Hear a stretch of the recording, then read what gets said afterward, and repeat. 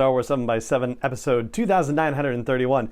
Well, another award season has just kicked off with the announcement of the Emmy nominations, and Star Wars is nominated for 5, count them, 5 Emmy Awards, and we'll break it down, including how I nearly missed 4 of them. Punch it.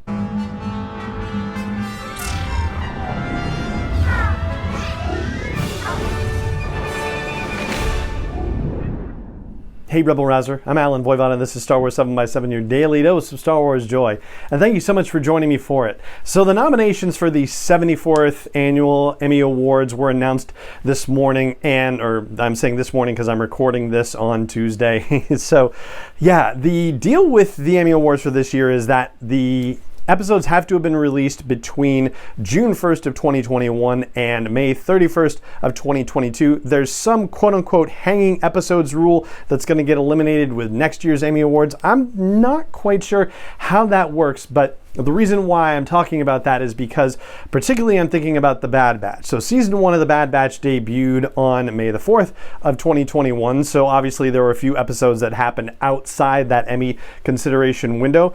But The Bad Batch was not nominated for any Emmy Awards either in the last year's Emmy situation or this year's situation. So that's one of those things where I'm not sure if it was actually just not submitted or if it's because it was a significant kind of overlap across 2 seasons or what the deal is.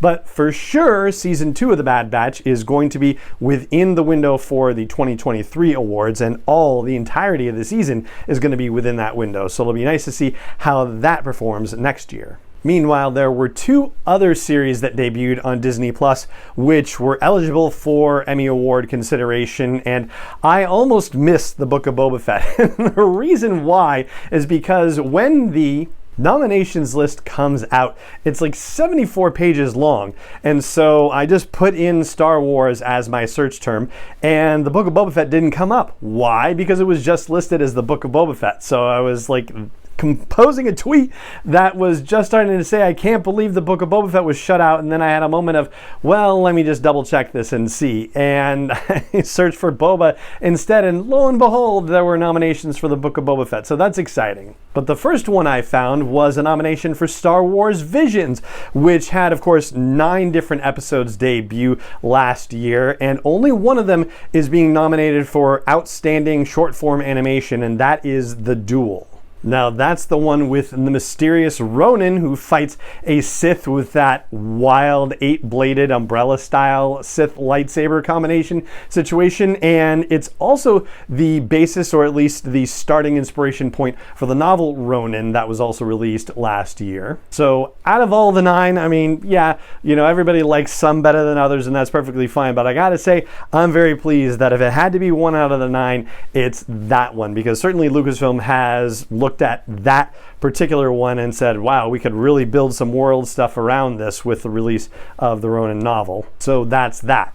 Then the Book of Boba Fett was nominated in 4 different categories, and what a relief again. I swear, I was this close to pressing tweet for a thing saying, I can't believe the Book of Boba Fett was shut out. But no, and they were nominated in the categories that you might expect them to be. They're technical categories, comparatively speaking. So, stunt coordination for the entirety of the series, sound editing for the entirety of the series, and then a couple that are specific to episodes. So sound editing for Chapter 6, which is From the Desert Comes a Stranger, and finally outstanding fantasy/sci-fi costumes for Chapter 1, which was Stranger in a Strange Land.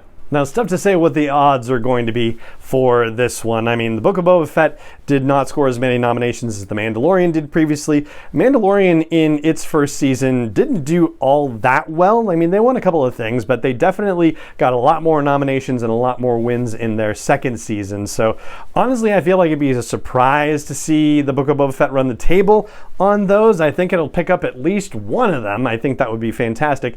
But the other thing to consider is that as we watched Star Wars movies over time, they were significantly nominated when it was the original Star Wars, and then a little less nominations when it was The Empire Strikes Back, and even less with The Return of the Jedi, and subsequent Star Wars movies have all received fewer and fewer Oscar nominations. So I kind of feel like that trend may be developing for the Star Wars series, or at least it seems like that the way it went with The Mandalorian and the Book of Boba Fett.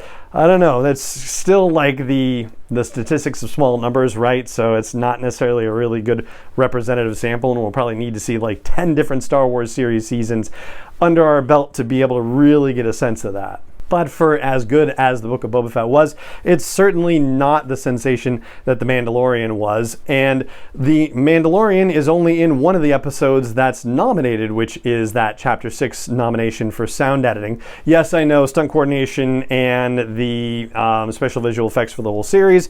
Yeah, but that doesn't necessarily rest on the laurels of The Mandalorian appearing in the episodes in that show. Now we'll have to wait until September to find out how this all turns out. The main award show is happening on Monday, September 12th, but these awards are awards that are usually given not in the primetime ceremony, and so we'll probably see these delivered in the week prior to the main primetime Emmy Awards event. And that's what I've got for you about the Emmy nominations for Lucasfilm and for the Book of Boba Fett and for Star Wars Visions that were dropped early on Tuesday. And that is going to do it for this episode of the podcast.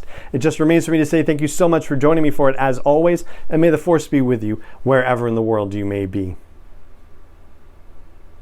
7 is not endorsed or sponsored yet by Lucasfilm Limited, Disney, or 20th Century Fox, and is intended for entertainment and information purposes only. Star Wars, the Star Wars logo, all names and pictures of Star Wars characters, vehicles, and any other Star Wars related items are registered trademarks and/or copyrights of Lucasfilm Limited, or their respective trademark and copyright holders. May the Force be with them. All original content is copyright 2021 by Star Wars 7x7. We hope you love it.